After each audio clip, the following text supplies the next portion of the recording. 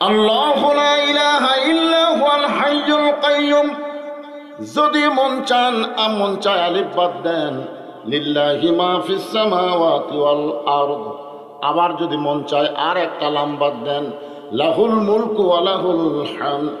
আবার যদি মন চায় লাম বাদ দেন, হুয়াল্লাহুল্লাযী লা ইলাহা ইল্লাহু। আমরা যাকে আল্লাহ বিশ্বাস করি তার সব কিছু বাদ দিলেও আল্লাহ বাদ পড়ে না। মুসলমানের আল্লাহ সদা বিরাজমান। জোরে বলেন ঠিক। রুহের জগতে আমাদের রুহগুলোকে আল্লাহর এতই ভালো লাগলো যে হিন্দু বৌদ্ধ খ্রিস্টানদের ঘরে না পাঠায় সরাসরি আমাদেরকে মুসলমানের ঘরে কবুল করলো। বুঝবার হয়নি।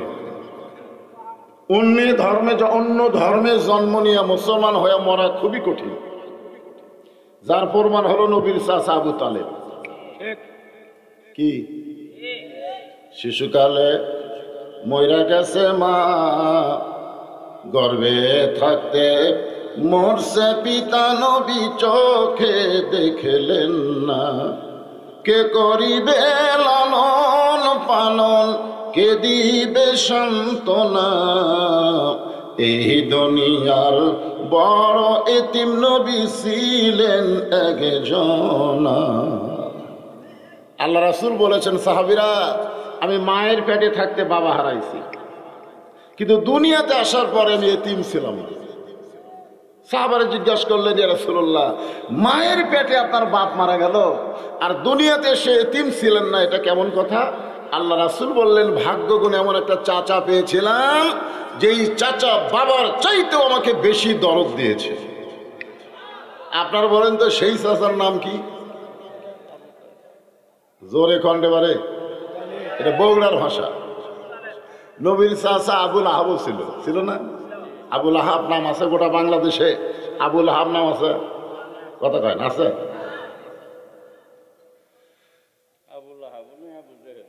আবু জেহেল তো ওনার নাম না, ওনার নাম হলো উমর ইবনুল হিশাম। ও মূর্খ হওয়ার কারণে আবু জেহেল, আসলে মূর্খ না। আবুল হাকাম একসময় ছিল লকব। আবু তালেব কিন্তু বহু মানুষের নাম আছে না নাই? অথচ আবুল আহাবও কাফের, আবু তালেবও কাফের। কিন্তু আবুল আহাবের নাম কেউ রাখে না, কারণ আবুল আহাব নবীকে পাথর মারছিল। তাব্বাত ইয়াদা আবি লাহাব। হ্যাঁ, আবু তালেব নাম বহু মুসলমানের আছে। আমার এলাকায় একজন আমার চাচা হয় সম্পর্কে আবু তালেব। আমি কইলাম, আবু তালেব তো কাফের ছিল। আমাকে তুই যত বড়ই হুজুর হ, কাফের হলে কি হবে রে? নবীরে কোলে কাকালে লালন পালন করছে। জোরে করে সুবহানাল্লাহ। আল্লাহ রাসূল যতবার কলেমার দাওয়াত দিয়েছেন, নবীর চাচা আবু তালেবকে আগে দিতেন, তারপরে বাইরে যেতেন। মৃত্যুর বিছানায় যখন পড়ে গেল, আল্লাহ রাসূল বললেন, চাচা আর সময় নাই, খালি একটা বার পড়েন লা ইলাহা ইল্লাল্লাহ মুহাম্মাদুর রাসূলুল্লাহ, আমি আপনার হাত ধরে জান্নাতে পৌঁছায় দেব। চাচা বললেন, বাবা মরেই যখন যাচ্ছি বাপ দাদার ধর্ম ছাড়ব না। এ কথার দ্বারা বোঝা গেল অন্য ধর্মে জন্ম নিয়ে মুসলমান হয়ে মরা খুবই কঠিন। জোরে কোন ঠিক কিনা? আমাদের জন্য কি আল্লাহ কঠিন রাখছে? একে সরাসরি মুসলমানের ঘরে। এজন্য প্রশংসা হবে কার? আরো জোরে। আছেন আমার মুক্তার, আছেন আমার বারিস্টার, শেষ বিচারের হাইকোর্টেতে তিনি আমায় করবেন পার। আমি পাপী রাসূল জাবিন্দার। বুঝবার পারেননি? আল্লাহ যখন হাকিম হয়ে আমাদেরকে আসামি বানায় বিচার শুরু করবেন, ওই সময় আমাদের নবী উকিল হয়ে, বারিস্টার হয়ে আল্লাহর কাছে আমাদের ব্যাপারে ওকালতি করে আমাদেরকে সুপারিশ করে জান্নাতে পৌঁছে দিবে। এমন একটা নবী পাওয়াতে খুশি না বেজার? এখানে কিন্তু বলা হয়েছে আল্লাহুম্মা সাল্লি আলা সাইয়্যিদিনা। সাইয়্যিদিনা মানে খালি নবী না, আমাদের নবীকে নেতার আসন দিয়ে তাকে গ্রহণ করা লাগবে। ধরে কোন ঠিক কিনা? আপনারা কাকে নেতা মনে করেন? কাকে? বিপদে পড়লে আপনার থুয়া পড়ে যায়, সেটা নেতা? সেই নেতার পিছনে চামচাগিরি করে এরা আবার গুজব লিখ, হতাশা লিখ, আফসোস লিখ। ধরে কোন কথা ঠিক কিনা? মাঝে মধ্যে গুজব তোলে, আবার আসিবে ফিরে। শোনেন, যাকে তাকে নেতা মানে নিজের জীবন সর্বনাশ করেন না। লাইলাতুল মেরাজে আমাদের নবী নেতা যখন জান্নাতের মধ্যে প্রবেশ করলেন, ওই সময় জিবরাইল বলেছিলেন, ইয়া রাসূলুল্লাহ, জান্নাত থেকে যদি আপনি বের না হন, আল্লাহ আপনাকে জান্নাত থেকে বের করে দিবার পারবে না। আচ্ছা, আল্লাহ পারে না এরকম কোনো কথা আছে? কিন্তু জিবরাইল এ কথা নবীকে বলার পিছনে কারণ কি? কারণ আল্লাহর কথার সাথে আল্লাহর কাজের মিল আছে না নাই? আল্লাহ বলেছেন, লিমা তাকুলু মা লা তাফআলুন, তোমরা একটা কথা বলবো আর একটা কাম করবো, এটা চলবে না। আল্লাহ কোরআনে বলেন, সালামুন আলাইকুম তিবতুম ফাদখুলুহা খালিদিন। কেউ যদি জান্নাতে একবার প্রবেশ করে, আল্লাহ তাকে চিরস্থায়ীভাবে জান্নাত দিয়ে দেবে। হুজুর, আপনি যদি বার না হন, আল্লাহ আপনাকে জান্নাত থেকে বার করে দিবে না। সঙ্গে সঙ্গে রাসূল বললেন, জিবরাইল, আমি নবী আমার জন্য নয়, আমি নবী হলাম আমার উম্মতের জন্য। সুবহানাল্লাহ। আল্লাহ যদি আমাকে বলতো জান্নাতে থাকার জন্য ঢোকেন, আমি নবী ঢুকতামই না। আমি শুধু জান্নাত দেখার জন্য ঢুকছি। আমি সেই দিন জান্নাতে থাকার জন্য ঢুকবো যেদিন আল্লাহ আমার সমস্ত উম্মতকে জান্নাত দিবে। এখন চিন্তা করেন, যেই নবী নেতা জান্নাতে গিয়েও আমাদের কথা ভুললো না, আমরা সেই নবীকে ভুলবো? খালি মুখে করলে হবে না তো। এটা চলছে কেন, এই মোবাইল চালাচ্ছে কেন, এসে কথা আসতেছে। একটা জোরে সোরে স্লোগান দেয়, কোন মেম্বার চেয়ারম্যানের স্লোগান না, বিশ্ব নেতার স্লোগান হবে, আমার নেতা তোমার নেতা। যারা দিলেন না, মনে করেন অলসতা করে যারা দিলেন না, তার কি অবস্থাটা কি?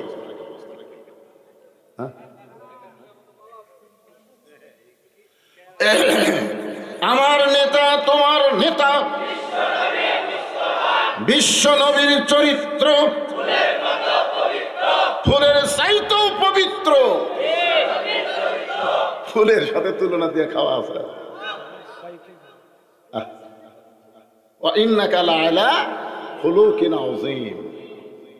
আমরা আল্লাহর প্রশংসা করব কেন? এই যে কোরআন থেকে আপনারা তাফসির শুনবেন, ওয়াজ শুনবেন না তাফসির শুনবেন? তাফসির তাফসির শুনবার গেলে 8টা থেকে 10টা পর্যন্ত। কারণ আল্লাহর ওলি, কোরআনের সর্বশ্রেষ্ঠ তাফসির কারক, কোরআনের পাখি আল্লামা সাইদি হুজুর রাত 12টার পরে ওয়াজ করছে। কম করছে 8টা থেকে 10টা, এরই মধ্যে ফাটাফাটি তাফসির। ধরে কোন ঠিক না, তুলে দিচ্ছেন রাত 12টার পরে তাফসির হবে। আগে আপনাদের চেতন থোয়া লাগবে, তারপর ওয়াজ করা লাগবে। ধরে কোন ঠিক কিনা? এখন চেতন থোয়ার গেলে মাঝে মধ্যে ঘুঁতে ওয়াজের মধ্যে ঘুঁতে আছে তো। হ্যাঁ, কেরে বাজা নেই, এইরকম ধরে আসিস কেরে বাবা।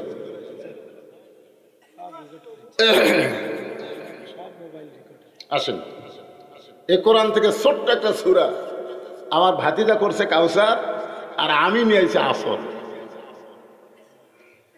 5 ওয়াক্ত নামাজের মধ্যে একটা নামাজের নাম হলো আসর। ধরে বলার নাম কি? লাইলাতুল মিরাজে আল্লাহ যখন নবীকে 5 ওয়াক্ত নামাজ দেয়, তার মধ্যে আসরের নামাজ যখন দিলেন, নবী বললেন, আল্লাহ, এই আসরের নামাজ কিভাবে পাওয়া গেল, আর এইটা পড়লে লাভ কি? আল্লাহ বললেন, আসরের নামাজ এভাবে পাওয়া গেছে। কিভাবে? যে আপনি যে কোরআন শরীফ আপনার উপর নাজিল করা হয়েছে, ওই কোরআনের ভিতরে সবচাইতে বেশি যেই নবীকে নিয়ে আলোচনা, তার নাম হলো মুসা কালিমুল্লাহ। আপনার কি কোরআন শরীফ পড়েন?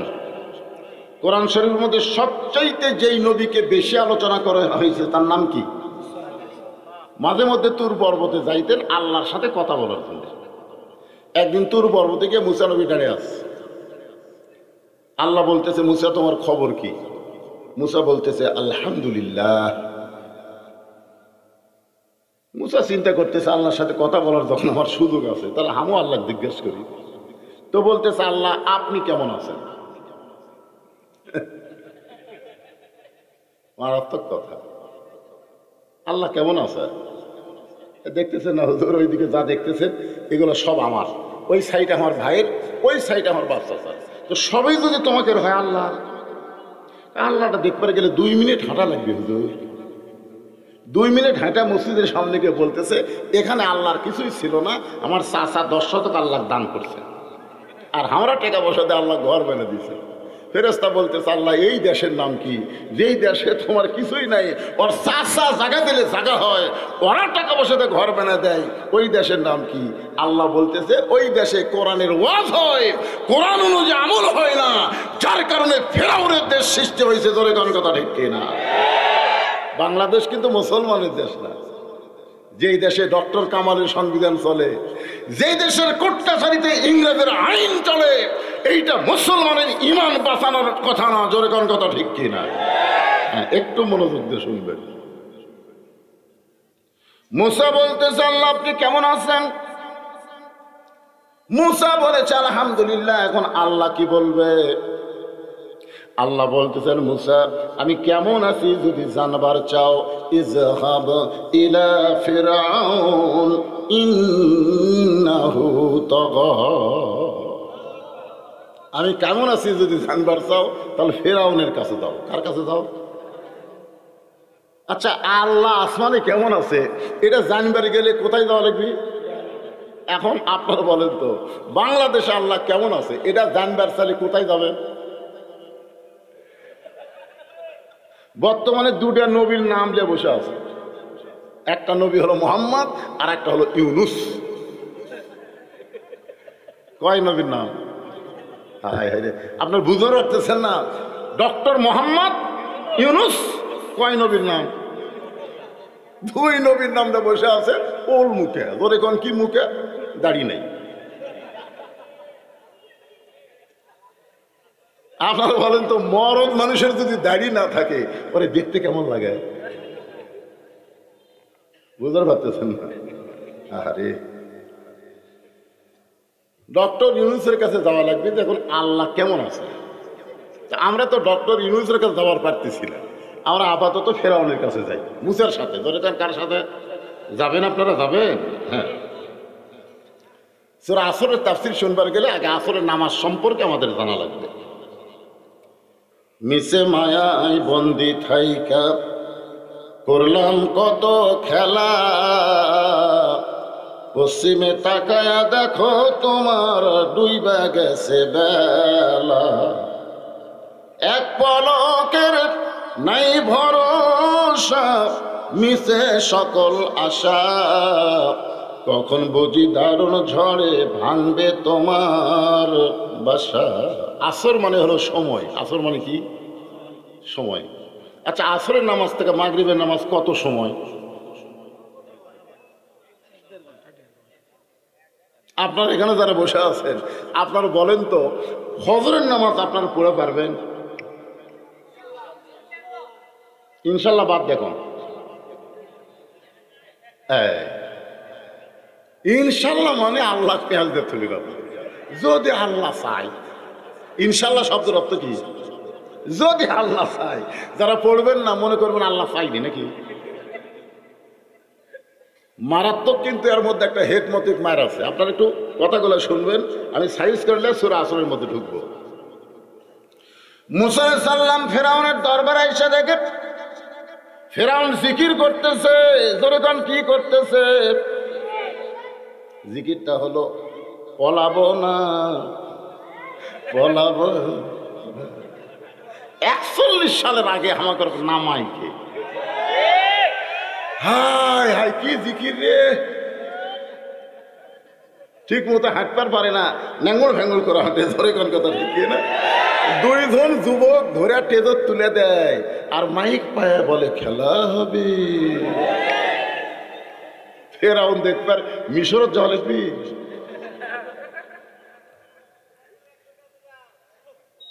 এবার মুসা নবী ফেরাউনের দরবারে এসে থেকে ফেরাউন জিকির করতেছে।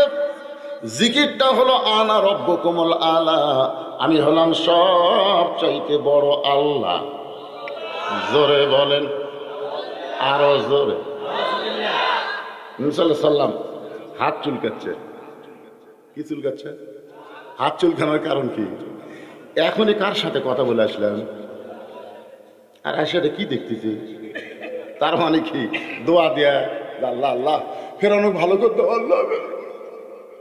দোয়া মানুষ কখন করে? আজরাইলের চোখের মুনি উল্টে দিছে। তোর এখন কথা ঠিক, এক চড়ে আজরাইলের বাম চোখের মুনি উল্টে গেছে এক চড়ে। এতই হাতত পাওয়ার ফেরাউনের বাবুরসি একটা চড় মারছে, চড় মারা মাত্রই মরে গেছে। সেই মুসা কি চুলকায়? আল্লাহ বুঝবার পারছে ফেরাউন ওকে সাইজ করবে। আল্লাহ বললেন উদউ ইলা সাবিলি রাব্বিকা বিল হিকমাহ।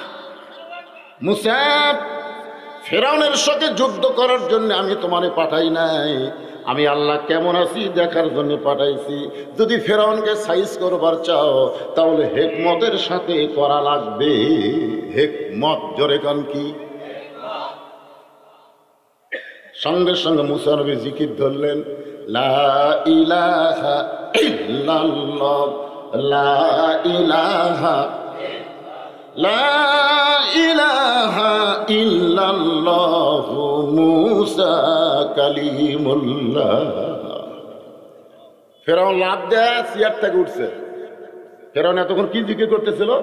আনা রব্বকুমুল, আর লা ইলাহা ইল্লাল্লাহ শুনে বসে নেয়, লাভ ধরছে। এ মুসা, তোর আল্লাহর জিকির করবার গেলে তোর আল্লাহর জায়গায় যা। আমার রাজত্বের মধ্যে তোর আল্লাহর জিকির চলবি না। 15.5 বছর আমরা কত বড় বিপদে ছিলাম। কোরআনে তাফসীর করবার গেলে ফেরাউনের দোসরের কাছে অনুমতি লিবার লাগে। তোর এখন কথা ঠিক? অনুমতি নাই, অনুমতি নাই। ওরে শালারা, গান বাজনার অনুমতি দিবি আর আল্লাহর কোরআনের তাফসীরের অনুমতি দিবি না, এরকম ফেরাউনের লোক আসলো কেন? ধরে কথা কন না। বাংলাদেশের অনেক জেলা আমার ঢুকতারই দেয়নি। আমি সেই মা, আমি কিন্তু 15.5 বছর শ্যালমেলা ওয়াজ করিনি। আমার ওয়াজ ভিডিও আছে, দেখবেন। আমি সব সময়, ঠিক কেনা বলেন, ডাইরেক্ট পারিনি, অ্যাঙ্গেলে মার দিছি। এখন অ্যাঙ্গেলের দিন শেষ, ডাইরেক্টের বাংলাদেশ। একটু মনোযোগ দিয়ে শুনবেন। সঙ্গে সঙ্গে ফেরাউন বলে, মুসা, তোর আল্লাহর জিকির করবার গেলে তোর আল্লাহর জায়গা যা। আমার রাজত্বের মধ্যে তোর আল্লাহর জিকির চলবে না। মুসার কথা বলতেছে, ও ফেরাউন, তাহলে জায়গা বেঁটে দাও। জায়গা বেঁটে দাও বোঝেন না, যে তোর কতটুকু আল্লাহর কতটুকু বেঁটে দে। আমাদের বাংলাদেশে আল্লাহর কতটুকু আর আমাদের কতটুকু, কতটুকু জায়গার মধ্যে আমরা আল্লাহর আইন মানি আর কতটুকু জায়গায় আমরা শয়তানের আইন মানি, আমাদের একটু চিন্তা করার দরকার আছে না নাই? দরকার আছে না নাই? মসজিদের মধ্যে ইমাম সাহেব যদি আসরের 4 রাকাত নামাজের প্রথম 2 রাকাতে বসে, ঠিক আছে না? না, কিন্তু 3 রাকাতে আবার বসেছে। আপনারা বলেন তো কি মনে করবেন? টাইটেল পাস, দাওরা পাস, এতদিন 4 রাকাতে বসেছে, আজকে 3 রাকাতে বসুক, আমরা কিছুই মনে করলাম না। নামাজ হবে? কি করা লাগবে? আল্লাহু আকবার, আল্লাহু আকবার। ইমাম, আল্লাহর হুকুম নবীর তরিকা মোতাবেক যদি নামাজ পড়ো, আমরা তোমাকে ইক্তেদা করব। স্বৈরাচারী হয়ে গেলেই তোমাকে লোকমা দেব। ধরে কোন কথা ঠিক কি না? আজকে মসজিদের নেতাকে যেভাবে আপনার লোকমা দিয়ে সাইজ করছেন, সমাজের নেতাদেরকে এরকম লোকমা দেবার পারলে আজকে সমাজ মসজিদের মতন ভালো হতো। ধরে কোন কথা ঠিক কি না? লোকমা দেয়নি, দেয়নি, খালি লম্বা জুব্বা পরে খুতবা দিচ্ছে। বাংলাদেশের মতন 96টা দেশের খলিফা, বাংলাদেশের মতন একটা না, 96টা দেশের খলিফা হযরত ওমর জুব্বা লম্বা খুতবা দিচ্ছে। মাঝখান থেকে এক সাহাবী বলতেছে, আমির আল মুমিনিন, আপনার খুতবা আমরা শুনবো না। ওমর ফারুক বলেন, আমার অপরাধ কি? বলে, অপরাধ হলো আপনি লম্বা জুব্বা পরে খুতবা দিচ্ছেন আর আমাকেও খাটো পাঞ্জাবি দিচ্ছেন। আমাকেও খাটো পাঞ্জাবি দিয়া আপনি লম্বা জুব্বা কোথায় পালেন? আগে সেইটা কইয়া তারপরে খুতবা দেন। হযরত ওমর ফারুক তাকায় দেখে প্রত্যেকটা সাহাবী মাথা নিচু করে কাঁদতেছে। ওমর ফারুকের পক্ষে কথা বলার একজন মানুষ নাই। এমন সময় আব্দুল্লাহ ইবনে ওমর ফারুকের পাশে দাঁড়ায় বলে, রে নবীর সাহাবীরা, তোমরা খাটো পাঞ্জাবি হলো তো নতুন কাপড় পরে নামাজ পড়তে আইছো, আমার পরনে দেখো নতুন কোনো কাপড় নাই। ওসমান গনি বলে, আব্দুল্লাহ, আজকে জুমার দিনে নতুন কাপড় না পরে পুরাতন কাপড় পরে কেন আসলে? আব্দুল্লাহ বলতেছে আমি যদি নতুন কাপড় পরতাম তাহলে আমার বাবার জুব্বা লম্বা হতো না। সবাই যখন ঘুমায় গেছো, তোমরা যখন ঘুমাইছো, আমার বাবার তখন ঘুম নাই। আমার মাকে বলে শুয়ে থাকো, আমি যাচ্ছি। বলে কোথায় যাবেন? বলে দায়িত্ব পাইছি, দায়িত্ব, খেলাফতের দায়িত্ব পাইছি। ফোরাতের কুলে একটা কুত্তাও যদি না খেয়ে মরে, হাসরের ময়দানে আল্লাহ উমরকে ছাড়বে না। ও উমর ফারুকের উপর দায়িত্ব দিয়ে সব আরামে ঘুম পাড়তে যায়। তোমরা জানো গভীর রাত্রে আমার বাবা আমার দরজা এসে ডাকতেছে, আব্দুল্লাহ। আব্দুল্লাহ বলে আমি দরজা খুলে তাকায় দেখি বাবার হাতে একটা পাঞ্জাবি। আমি খুশি হয়ে বললাম, বাবা বাইতুল মাল থেকে আমার একটা দিছে, আপনি আর একটা দিবে রাখছেন? কি কন, নেতার বেটা হওয়ার মধ্যে লাভ নাই। বাইতুল মাল থেকে আমার একটা দিছে, আবার গভীর রাত্রে আপনি আর একটা দিবে রাখছেন। সঙ্গে সঙ্গে ওমর ফারুক কোরআন থেকে তেলাওয়াত করলেন, ইন্নাল্লাহা ইয়ামুরুকুম আন তুআদ্দুল আমানাতি ইলা আহলিহা ওয়া ইযা হাকামতুম বাইনান নাস আন তাহকুমু বিল আদল। আল্লাহু আকবার। আব্দুল্লাহ, তুই কি মনে করছিস যে তুই একটা পাইছিস, আমি আর একটা দিবে রাইছি? ওয়া ইযা হাকামতুম বাইনান নাস আন তাহকুমু বিল আদল। মানুষের মধ্যে কাউকে যখন বিচারকের আসন দেওয়া হয়, সে নিজের ইচ্ছা মতো বিচার করতে পারবে না, আল্লাহর কোরআন অনুযায়ী বিচার করা লাগবে। জোরে কোন কথা ঠিক? আপনারা বলেন তো, বাংলাদেশে যে বিচারগুলো অতীতে হয়েছে, খালি হাসিনার ইচ্ছা মতো হচ্ছে। জোরে কোন কথা ঠিক? ভালো ভালো মানুষগুলো ফাঁসি দিল, পারে ভালো ভালো মানুষগুলো অন্যায় ভাবে ফাঁসি দিল। এই মীর কাসেম আলীর ফাঁসি হবে রাত 12টায়। এসে বলতেছে আপনার রাত 12টায় ফাঁসি হবে? বলে এখন বাজে কয়টা? 9:30। এখনো তো 2.5 ঘন্টা দেরি আছে, তার 2 ঘন্টা ঘুম পাড়ি। কি কয়, 2.5 ঘন্টা পর ফাঁসি হবে, 2 ঘন্টা ঘুম পাড়বি? কয় ভাই 8 ঘন্টা ডাক দিয়ে তো ঘুম পাড়ি। লোকটা মনে করছে পাগলা, চলে গেছে। 8 ঘন্টা থাকতে এসে থেকে লাখ টাকা ঘুম পাড়তে যায়। কে রে, রাত 12টায় ফাঁসি হবি, এখন বাজে 11:30। এ কি পাগলা নাকি? ডাক দিছে, এই কত 8 ঘন্টা আছে, অজু করে 2 রাকাত নামাজ পড়ে চলো যাই। আপনার ফাঁসি হবে, আপনি কি পাগল হয়েছেন? আনন্দ নিয়ে কোথায় যাবেন? মীর কাসেম আলী বলতেছেন, ওয়ালা তাকুলু লিমান ইউকতালু ফি সাবিলিল্লাহি আমওয়াতুন বাল আহইয়া ওয়ালাকিন লা তাশউরুন। আল্লাহ রাস্তায় তাদেরকে হত্যা করা হয়, এরা মরে না। সুবহানাল্লাহ কেন? অন্যায় ভাবে যারা ফাঁসির মঞ্চে গেছে তারা মরে নাই, আল্লাহ বলেছেন তারা জীবিত। জোরে কোন কথা ঠিক কিনা? আমার এলাকার একটা ছেলে, আমার চাচাতো ভাই হয়, আর একটা ছেলে হয়েছে। আমার কয়, হুজুর আপনি একটা ভালো নাম রাখেন তো। আমি কইলাম, বাজান তোমার ছেলের নাম রাখো আবু সাইদ। কি কইছি? বলতেছে আলহামদুলিল্লাহ, আমার মনই নাই, আবু সাইদ রাখছে। ওটা আমার পাড়ার মধ্যে সব মানে প্রচার হয়ে গেছে। আরো 2টা ছেলে হয়েছে, ওই 2টার নামও রাখছে আবু সাইদ। আমি বললাম সবগুলো আবু সাইদ রাখলে হবে? আমি একদিন ওদের বাড়িতে গিয়ে বললাম, কে রে আরো তো আছে, ইয়ামিন আছে, মুগ্ধ আছে, এগুলো নাম রাখে তখন দিছি হুজুর থাক। আমার এক খালা তো বোনের মেয়ে হয়েছে। আমার খালা আমাকে মোবাইল করে বলতেছে, বাবা তুমি হুজুর মানুষ, তোমার বোনের একটা মেয়ে হলো, তুমি একটা ভালো নাম রাখো তো। আমি তখন বললাম, নাম রাখেন হাসিনা, যেই খুশি হাসিনা, আমি আর বাঁচি না। আমার খালা কয়, রে তুই আলেম না তালেম রে, তোর কাছে একটা ভালো নাম চাইছি, আর তুই খুনি হাসিনার নাম কস।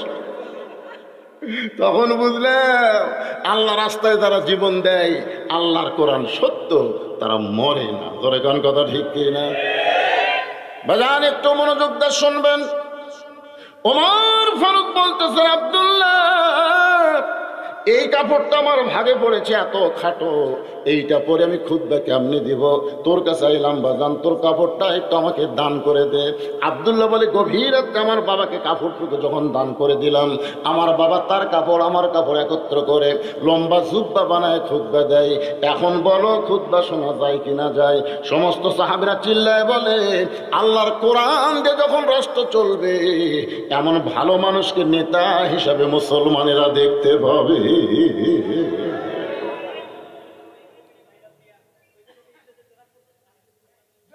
ভালো মানুষ দরকার আছে না নাই? দরকার আছে না নাই? একটু মনোযোগ দিয়ে শুনবেন। মুসা বলতে তো ফেরাউন, তুমি যে আল্লাহর দাবি করতেছো, আনা রব্বুকুমুল আলা, তুমি যে আল্লাহর দাবি করতেছো, তুমি কি খাও? এই কথাটা মনোযোগ দিয়ে শুনবেন। তুমি কি খাও? ফেরাউন বলতে যে খাইতো। আপনারা বলেন তো আল্লাহ খায়? কথা পায় না। আল্লাহ খায়? আল্লাহ খাওয়ায়। ওমা মিন দাব্বাতিন ফিল আরদি ইল্লা আলাল্লাহি রিজকুহা, পৃথিবীতে এমন কোন বিচরণশীল প্রাণী নাই যার রিজিকের ব্যবস্থা আল্লাহ করেনি। ধরে কান সুবহানাল্লাহ। আমাকে একজন বলে হুজুর প্রাইমারি মাস্টার মাস গেলে 40,000 টাকা বেতন পায়, আর আপনার হাফেজি মাদ্রাসার হুজুরা 10,000 টাকা বেতন পায়। তো এই প্রাইমারি মাস্টার চাইতে আপনার হুজুরাই তো ভালো চলে। আমি বললাম কেমনি? পোশাক আঁকা চাল যখন আতর টাতর তা দেখি হুজুর মনে হয় কিভাবে চলে। চলানোর মালিককে আরো জোরে বলেন, চলানোর মালিককে। রিজিকের মালিক হচ্ছে আমার আল্লাহ।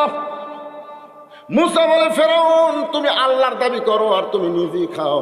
খাইতে খাইতে যদি কোনোদিন কম বেশি হয়ে যায়, খাওয়া যদি বেশি হয়ে যায় আর হজম যদি না হয়, তোমার পাতলা পায়খানা হতে পারে, পারে কি পারে না? একবার দুইবার তিনবার পাতলা পায়খানা হলে ফেরাউনার পায়খানা থেকে বের হওয়ার পারতেছে না। আল্লাহ দুর্বল হয়ে গেছে। আল্লাহ কি হয়ে গেছে? পাতলা পায়খানা করতে করতে যেই বারাবার সাথে মাথা ঘুরমি খেয়ে পড়ছে, মুসা নবী হিকমতের সাথে মার দিচ্ছে। সঙ্গে সঙ্গে ফেরাউন বলতেছে, আমার সাঙ্গ পাঙ্গ তোরা কোথায় রে? আমার টাইনে বার কর। ফেরাউনের সাঙ্গ পাঙ্গ পায়খানার দরজা খুলে দেখে আল্লাহ কাত হয়ে আছে। আল্লাহ কাত। যেরকম দশমের দিনে হিন্দুরা ওদের ভগবানকে লাট্টা লাট্টা কাট করে ফেলাই, ধরে কোন ঠিক কিনা? আমি হিন্দু করে এই গুড়া গুড়া ভাঙ্গার কারণে আমার চোখ দিয়ে পানি আইছে। এক হিন্দু বলে হুজুর কানতেছেন কেন? আমরা মূর্তি ভাঙ্গি, আপনি কান্দেন কেন? বলে কান্দার কারণ হলো আমরা তো পড়া দিলাম। আমরা দিলাম পড়া আর তোরা ভাঙ্গিস। হুজুর আপনারা আলেম হয়ে মূর্তি পড়া দিলেন কেন? আপনাকে জাতির পিতা ইব্রাহিম মূর্তি ভাঙ্গার লোক, আর আপনার পড়া দিলেন। আমি বললাম পাগলা, 3 দিকে ভারত মানবানের জাত, আমরা মূর্তি পাহারা দেইনি, আমরা ষড়যন্ত্র পাহারা দিয়েছি। তোর কোন কথা ঠিক কিনা? এখন সবাইকে ফেরাউনের পক্ষে, দুই একজন চাকরি করে বেতন লাই, কিন্তু মনে মনে ফেরাউনের বিপক্ষে। বলতেছে হুজুর এত ক্ষমতার পাওয়ার দেখান, আর এখন 1 লাখ বার হবার পারেন না। এই কথা যেই মুসা কইছে, সঙ্গে সঙ্গে ফেরাউন কয় ধর। যেই কইছে ধর, মুসা বলতেছে আল্লাহ ফেরাউন আমাকে ধরবার, আমি কি করব? আল্লাহ বলে দৌড়া। ফেরাউন সাঙ্গ পাঙ্গ নিয়ে দৌড়ায়, আর মুসা নবী সামনে সামনে দৌড়ায়। মুসা বলতেছে আল্লাহ জনগণ মনে করবে আমি ফেরাউনের ভয়ে দৌড়াচ্ছি। আল্লাহ বলে মুসা রে, কে কি মনে করলো সেইটা পরের কথা, আমার হুকুম হলো তুমি দৌড়াও। দৌড়াইতে দৌড়াইতে এমন একটা জায়গায় যাবা, তুমি হইবা নিরাপদ আর ফেরাউন হবে ধ্বংস। সাগরকে যখন আল্লাহ রাস্তা করে দিল, ওই সাগরের তলদেশে রাস্তা পাইয়া মুসা নবী আল্লাহর শুকরিয়া আদায় করার জন্য এক নিয়তে 4 রাকাত নামাজ আদায় করলেন। আল্লাহ বলে হাবিব, ওই সাগরের তলায় রাস্তা পাইয়া মুসা নবী যে 4 রাকাত নামাজ পড়েছে, ওই 4 রাকাত নামাজ আমি আল্লাহর এতই ভালো লাগছে, আমি যত্ন করে রাইখা দিয়েছি। আজকে লাইলাতুল মিরাজে আপনার উম্মতের জন্য আসরের 4 রাকাত ফরজ হিসেবে আপনাকে দিয়ে দিলাম। আসরের 4 রাকাত ফরজ নামাজ আপনার উম্মতেরা জামাতের সঙ্গে আদায় করবে, মুসা নবীর সমপরিমাণ সওয়াব আমি আল্লাহ দিয়া দিব। লিল্লাহে তাকবীর। আসরের নামাজের ওয়াজ করলাম, এখন সূরা আসরের ওয়াজ শোনেন। আসর মানে হলো সময়, ধরে কারণ আসর মানে কি? সময়ের অত্যন্ত গুরুত্ব আছে ভাই। এই যে আমাকে লিয়ে এসে বসে তুলেন এসার আগে, তুলে দিলেন রাত 12টার পরে, হাসেন না? সময়ের গুরুত্ব আছে না নাই? ধরে কারণ আছে না? খুবই গুরুত্ব সময়। বর্তমানে আমাদের বাংলাদেশে যে সময় চলতেছে, এক মা ছেলেকে নিয়ে এসেছে, 3 মাসের ছেলে। ওকে হুজুর খালি কান্দে, রাতে কান্দে, দিনে কান্দে, একটু ফুঁফা দেন তো। বিশ্বাস করেন সূরা ফাতিহা আয়াতুল কুরসি পড়ে ফুঁ দিলাম, আর কান্দান আরো বাড়ে গেল। আগে যা কান্দিছিল তার সাথে বেশি হয়ে গেল। যাই হোক, আর মাও নিয়ে গেল। 3-4 দিন পরে এসে বলতে যে হুজুর কি যে ফুঁ দিলেন, কাম হলো না, একটু পানি পড়ে দেন। আমি সূরা ইয়াসিনের 3 মুবিন পড়ে ফুঁ দিলেন। বললাম মা খাওয়াও। পানি খাওয়ানোর পরে একদিন এসে বলতে যে হুজুর এখন আর দোয়া দরুদের দাম নেই, এখনকার বর্তমান সময়ে দোয়া দরুদ আর চলবি না। আমি আশ্চর্য হয়ে গেলাম, দোয়া দরুদ শেষ।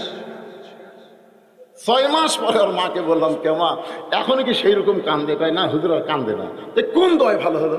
তোর বাপ একটা মোবাইল কিনে দিচ্ছে, যখনই কান্দে তখন চালু করে দিই, আর কান্দে না। হুজুর আমার বাবু, আমার সোর, আমার সন্তান কলিজার টুকরা মোবাইল ছাড়া খায় না হুজুর। এমন একটা সময় চলতেছে ছোট বাচ্চারা পর্যন্ত মোবাইল চালু করে ভাত খাওয়ান লাগে। জোরে কথা কন না কেন? আর এই যে যুবকেরা যারা আমার ভক্ত, এই এলাকার কোন ভক্ত? না না, রাত 12টার পরে ভক্তরা থাকে। এই যুবকদের হাতে যে একটা করে মোবাইল ভাই,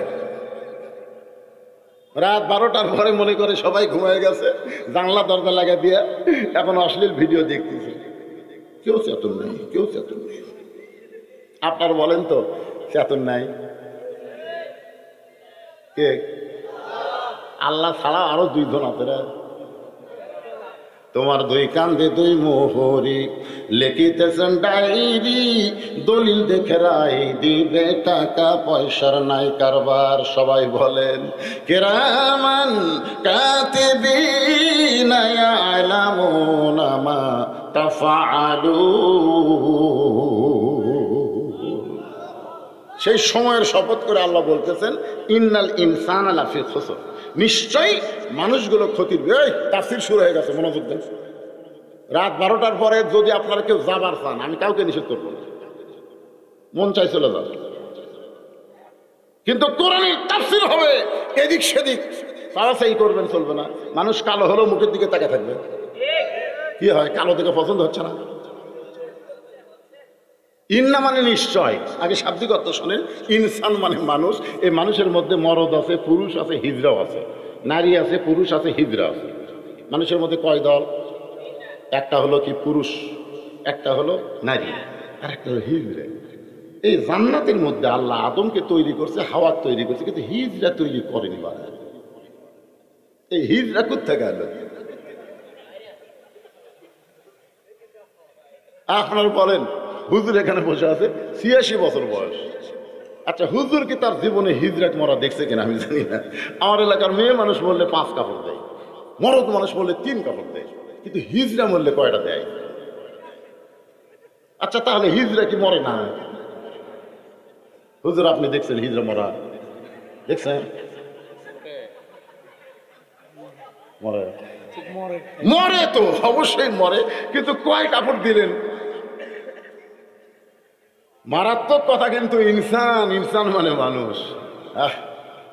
নিশ্চয় মানুষগুলো ক্ষতির মধ্যে। কে রে? মানুষের তৈরি করছে কে?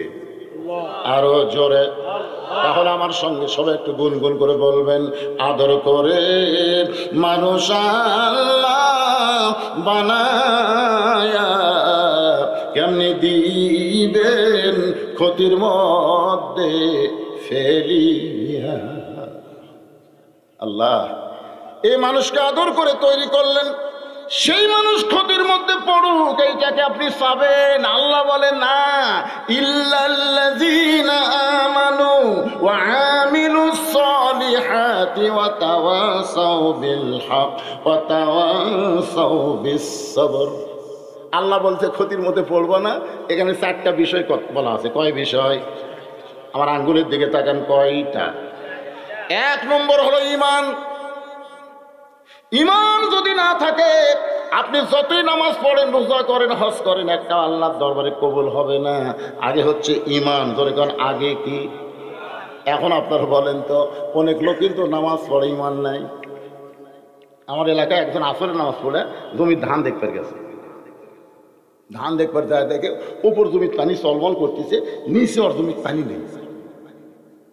এখন আসর নামাজ পড়ে জমির ধান দেখবার যায়, এই অবস্থা। ওই তখন চারিদিকে তাকাছে,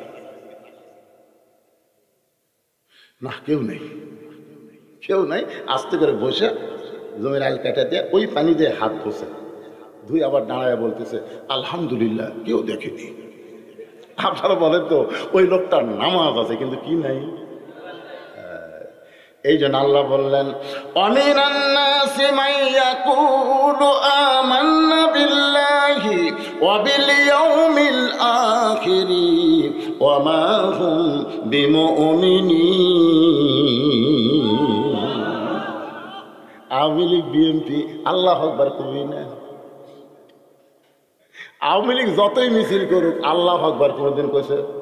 একবারে মনে করছে। বিএনপি কোনোদিন আল্লাহ আকবার বলবে না। আপনার হয়তো আওয়ামী লীগ বিএনপির দল, তার কারণে আল্লাহ আকবার জোরে হচ্ছে না।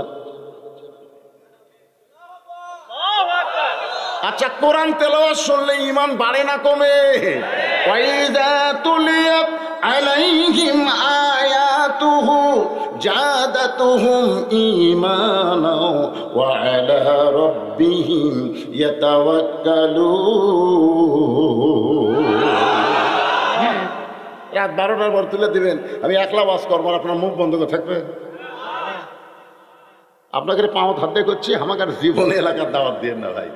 আমি 12টার পর ওয়াজ করা পারবো না। এক কথা, আপনি 8টার থেকে 12টা করে এলেন, 4 ঘন্টা মেরে দেবো, কোনো অসুবিধা নেই। কিন্তু 12টার পরে দিলি আমার শরীরের কোষগুলো দুর্বল হয়ে যাচ্ছে। কি করবেন? আপনার হোহা করলে আমি আছি, তারপরে আমি খালি যমুনা ব্রিজ পার করি, কি করা লাগে সেটা পরে করবো। আমার কামটা হয়ে যায়। কি মন খারাপ করতেছে? এক নম্বর হলো ঈমান। সাহাবীরা বললেন ইয়া রাসূলুল্লাহ, ঈমান সম্পর্কে জানতে চাই। আল্লাহ রাসূল বললেন ইকরার বিল লিসান তাসদীক বিল জানান আমল বিল আরকান। এর নাম হলো ঈমান। জবানে বলতে হবে লা ইলাহা ইল্লাল্লাহ। জবানে শুধু বললে হবে না, কলিজার মধ্যে জায়গা দেওয়া লাগবে। শুধু কলিজার মধ্যে জায়গা দিলে হবে না, ঈমান অনুযায়ী আমল করা লাগবে। আপনারা বলেন তো, ঈমান অনুযায়ী আমল করতে গেলে 1 নম্বর আমলের নাম কি?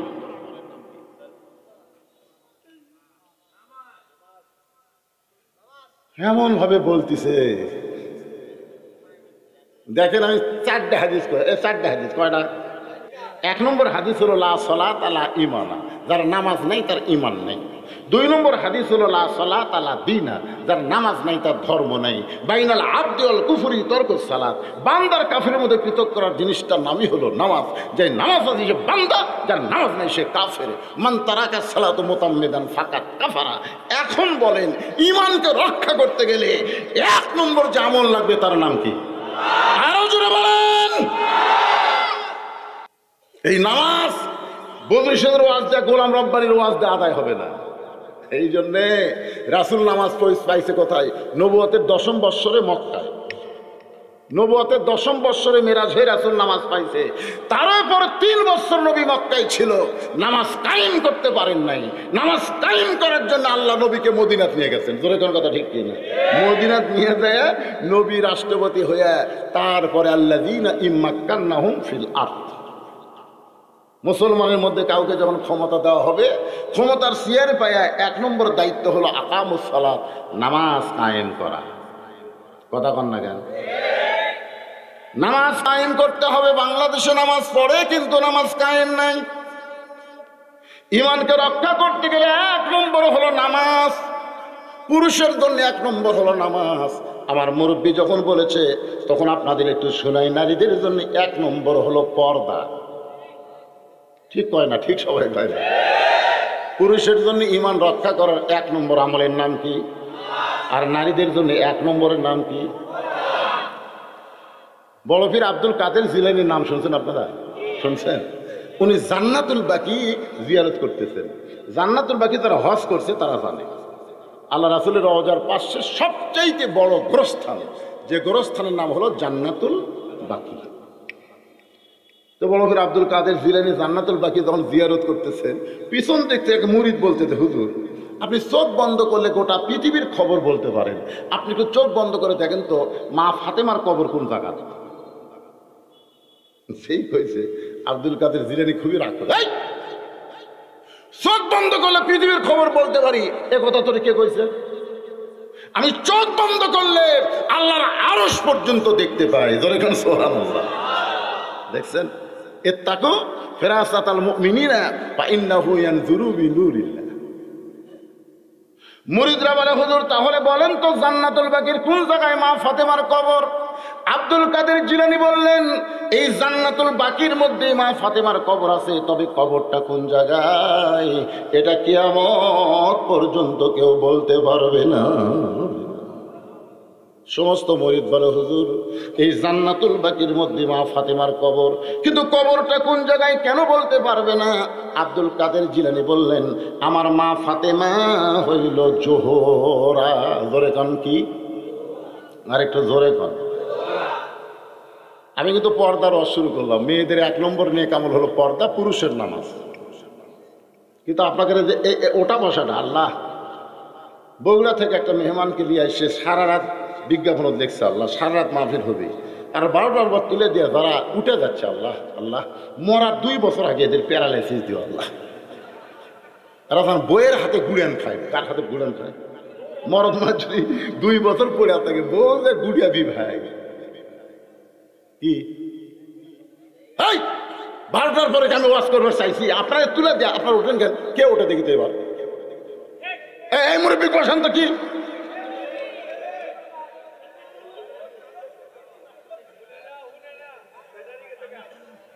শোনেন, আল্লাহ কোরআনকে লক্ষ্য করে বলেছেন, ওয়ানুনাজ্জিলু মিনাল কুরআনি মা হুয়া শিফাউ ওয়া রাহমাতুল লিল মুমিনিন। মুমিনদের যাবতীয় রোগের ঔষধ হিসাবে আল্লাহ কোরআনকে নাযিল করছে। আচ্ছা, পেশাব লাগার পরেও এই কোরআনের মহব্বতে যারা পেশাব লাগার পরেও পেশাব করবার যাবে না, এই কোরআনের উসিলায় পেশাব জাতীয় যত ব্যারাম আল্লাহ ভালো করে দিবে। আপনি জানেন, ওই ব্যক্তির কবরে সবচাইতে বেশি আযাব হবে যে পেশাব থেকে পবিত্র হয় না। আপনার যদি এই রোগ একবার ধরে গেল, টপটপ করে পড়া, টপটপ করে পড়ি, পেশাব করে আসছেন, তারপরে ভিজে গেছে, বন্ধ হয় না, বারে বন্ধ কার হবে না? এই দোয়া শুনতে শুনতে যারা উঠতেছেন, কি আমার তুলে দিয়ে আপনারা চলে যাবে, গেলে আমরা সবাই পাবো। করে গেল ঠিক না? কি আল্লাহর বান্দার একটু মনোযোগ দিয়ে শুনবেন। বড় পীর আব্দুল কাদের জিলানী বললেন, জহুরা। সমস্ত মুরিদ বলে, হুজুর জহুরা মানে কি? এই যে ফাতেমার ডিগ্রি হলো জহুরা, এই জহুরা মানে কি? আব্দুল কাদের জিলানী বললেন, জহুরা যদি শুনবার চাও তাহলে মনোযোগ দিয়ে শোনো। এশার নামাজ পড়ে হযরত আলী বাড়িতে গেছে। কোন নামাজ? এশার নামাজ পড়ে বাড়িতে গেছে, কারণ পুরুষ মানুষ এশার নামাজের পরে আর বাইরে থাকতে হবে না। রাসূল বলেছেন, এশার নামাজের পরে তোমরা ঘুমায়া যাও। অমিনাল লাইলি ফাতাহাজ্জাত বিহি নাফিলাতাল লাক, রাতের একটা অংশে তোমরা তাহাজ্জুদের মহব্বত নামাজ পড়বা, আর ফজরের নামাজ তোমাদেরকে জামাতের সঙ্গে আদায় করা লাগবে। এক সাহাবী চোখের সামনে ফজরের পরে নবী তাকায় দেখে 2 চোখ রক্তের মতন লাল। রাসূল বললেন, তোমার চোখ 2টা লাল কেন? আমার চোখ সাদা, আবু বকরের চোখ সাদা, ওসমানের চোখ সাদা, উমরের চোখ সাদা, তোমার চোখ লাল কেন? বলে, ইয়া রাসূলুল্লাহ, এশার নামাজ পড়ার পরে বাড়িতে যায় যখন ঘুমার বিছানাত গেছি, আল্লাহুম্মা বিইসমিকা আমুতু, যে আমুতু শব্দ উচ্চারণ করছি, আমার ঘুম চলে গেছে। আমি যদি এখনই মরি, এই জন্য আমি সারা রাত কান্দিছি, তওবা করছি, কোরআন শরীফ পড়ছি, নামাজ পড়ছি। এইগুলো করতে করতে আমার চোখ হয়তো লাল হয়ে গেছে। আল্লাহ রাসূল বললেন, নাউযুবিল্লাহ, নাউযুবিল্লাহ, নাউযুবিল্লাহ। আবু বকর বলে, হুজুর, যে লোকটা সারা রাত নামাজ পড়েছে, কোরআন তেলাওয়াত করছে, কান্নাকাটি করছে, এইটা শোনার পর আপনি নাউযুবিল্লাহ বললেন। রাসূল বললেন, মা আতাকুমুর রাসূলু ফাখুযুহু ওয়া মা নাহাকুম আনহু ফান্তাহু। এই তুই সারা রাত জায়গায় কান্নাকাটির ইসলাম কোথায় পাচ্ছিস? এটা হলো নবীর ইসলাম। সুবহানাল্লাহ কন্যা কেন? তাই বলে আবার মনে করেন না যে প্রেমিকা গিয়া ঘুম পাড়া, সেটার কথা কিন্তু নেই। এই যেখানে বলা হয়েছে হুন্না লিবাসুল্লাকুম ওয়া আনতুম লিবাসুল্লাহ হুন্না, আমি নবীর ইসলাম হলো বউকে বুকের মধ্যে না ঘুম পাড়া, আর তুই সারা রাত কান্নাকাটি করলে তোর বউ। তো ভাই হুজুর আমার বউ কয়েকবার রাগ করে বলছে, এই কি করো, এশার নামাজ পড়ে বাড়িতে আসলে আবার কি করো? আমি বলি, এই যে কোনো সময় আর মৃত্যু হবে, যদি মরে যাই। আল্লাহ রাসূল বললেন, শোনো, এশা পড়ে তুমি যদি আল্লাহুম্মা বিইসমিকা আমুতু ওয়া আহইয়াকে ঘুমিয়ে দাও, আর ফজরের নামাজ যদি জামাতের সঙ্গে আদায় করতে পারো, সারা রাত দাঁড়ায় ইবাদত করলে যে সওয়াব হবে, আল্লাহ সেই সওয়াব তোমার আমলনামায় দিয়ে দিবে। হযরত আলী ঘরের মধ্যে ঢুকে দেখে ঘর সুন্দর, হাসান হোসেনকে সুন্দর করে সাজায় দিয়া ফাতেমা নিজেও সুন্দরী সাইদা গুইদা বসে আছে। আপনারা বলেন তো, স্বামী বাহির থেকে এসে ঘরের মধ্যে যদি সব কিছু সুন্দর দেখে, পুরুষ মানুষের মন খুশি হয় না, ব্যাপার হয়? আলী বলতে, ফাতেমা এত সুন্দর করে বিছানা সাজায় রাখছো, এত সুন্দর করে হাসান হোসেনকে সাজায় রাখছো, এবং তুমি সুন্দরী সাইদা গুইদা বসে আছো। সঙ্গে সঙ্গে ফাতেমা বলে, হাসান হোসেন তোমরা দুই ভাই একটু আমার কাছে আসো। হাসান হোসেন যেই মাত্র ফাতেমার কাছে, কানে কানে ফিস ফিস করে বলতে যে, বাবা তোমরা দুই ভাই একটু অন্য ঘরে যাও, তোমার বাবার সঙ্গে আমার গোপন কিছু গল্প আছে। তোমরা দুই ভাই একটু অন্য ঘরে যাও, তোমার বাবার সঙ্গে গোপন কিছু গল্প আছে। হোসেন বুঝবার পারেনি, কিন্তু হাসান বুঝবার পারছে, কারণ আমাদের বয়স এখন 3-4 বছর হয়ে গেছে, আর 3-4 বছরের বাচ্চারা যদি ঘরের মধ্যে থাকে, তাহলে বাপ মা প্রেম প্রীতি করতে পারবে না। রাসূল বলেছেন, তোমার সন্তান যতদিন দুধ পান করবে, সন্তানের সামনে বউকে আদর করো। সন্তান দেখবার পারবে কিন্তু বুঝবার পারবে না। যেই মাত্র সন্তান মায়ের দুধ পান করে বাদ দিবে, তখন সন্তান চেতন থাকলে ঘরের মধ্যে বউকে আদর করো না, কারণ তোমার সন্তান মেমোরির মধ্যে নিয়ে বাহিরে গিয়া বলবে, আব্বা তাই মা সেবা ধরছিল। ইসলাম কত সুন্দর! সন্তানের 3 বছর বয়সে মাকে প্রেম করা যাবে না। হাসান হোসেন হাসতে হাসতে দুই ভাই যখন অন্য ঘরে যায়, এমন সময় ফাতেমা আস্তে করে ঘরের দরজা বন্ধ করে দেয়। যেই দরজা বন্ধ করেছে, সঙ্গে সঙ্গে হযরত আলী মাথার টুপি খুলিছে। যেই দরজা বন্ধ করছে, আপনারা বলেন তো, আমি যত বড়ই হুজুর হই, বাড়ি যাওয়ার পরে এই টুপি আর মাথার থাকে। আমি যদি বউকে বলি, গো তোমার ফিরি ফিরি 8 ঘন্টা ওয়াজ শোনাবো, বউ বলতেছে ঘন্টাকে 10,000 টাকা দিলেও সম্ভব না। ওয়াজ করে আসছেন হুজুর সাথে, এখন হুজুর আছেন, তুমি খুলেন, একটু দেরি হলে নিজেই খুলে দেয়। তার মানে বোঝা গেল, আপনি যত বড়ই হুজুর হন, বউ দরজা বন্ধ করলে আর হুজুর থাকা যাবে না, আর পীর সাহেব চলবে না, আর নবী গিরেও চলবে না। ধরে কোন ঠিক কিনা? আল্লাহ নবী বলে, আয়েশা আমার দরজা খোলা থাকলে আমি নবী, বন্ধ হলে আমি স্বামী। ধরে কোন সুবহানাল্লাহ। কিরে বা কিছু থাকলে আমার কও, কিছু কবা? হ্যাঁ ঠিক আছে, চলবি ওয়া চলবি।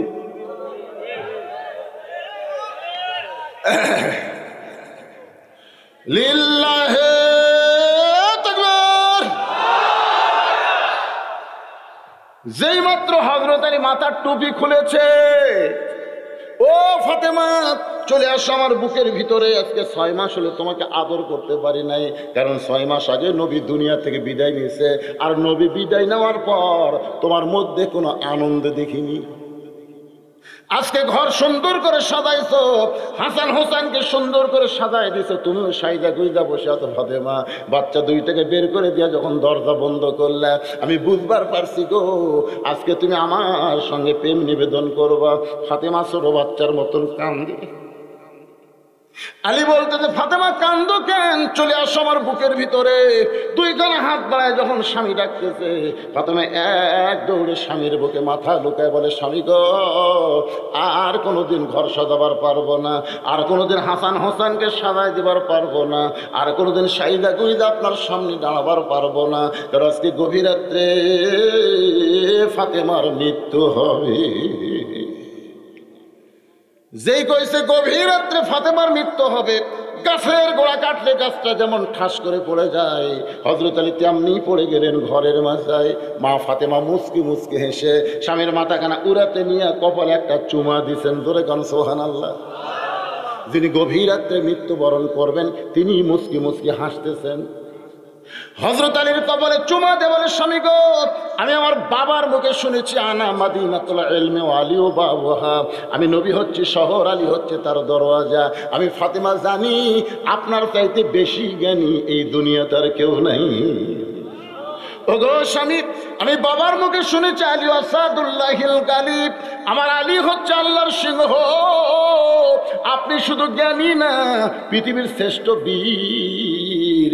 আমি ফাতেমার মৃত্যুর খবর শুনে আপনি যেভাবে পড়ে গেছেন, মনে হয় আপনি বীরও নাই, আপনি জ্ঞানীও নাই। আপনি কি জানেন না এই দুনিয়া থাকার জায়গা না, এই দুনিয়া আসলে যাইতে হবে। সবাই আমার সঙ্গে অন্তর থেকে বলেন, এ দুনিয়াতে আসলে সবাই কবেন পারে।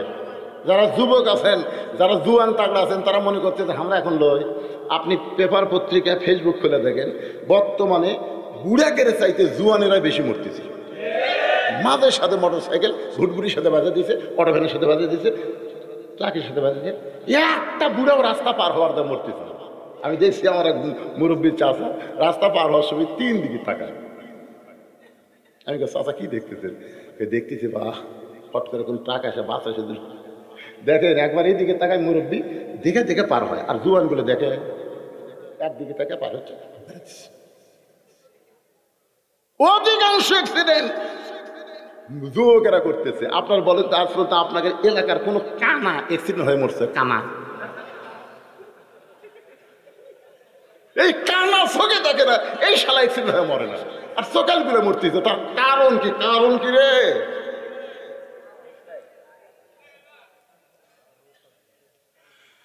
একটু মনোযোগ দিয়ে শুনবেন। স্বামীর মাথা উরাতের উপরে নিয়ে ফাতেমা কপালে চুম্বন দিয়ে বলে, স্বামী গো, এমন করে আপনি কাঁদবেন না, কারণ আসলে যাইতে হবে। যাবেন না? যাবেন কখন? হ্যাঁ, আমার হোটেলে 2 জন ছেলে মুসকে মুসকে হাসতেছে আর বলতেছে, হুজুর সাইদি সাহেবের মনে হয় ফাঁসি হবি, মানে কয়েক বছর আগে। আমি বললাম কেমনে?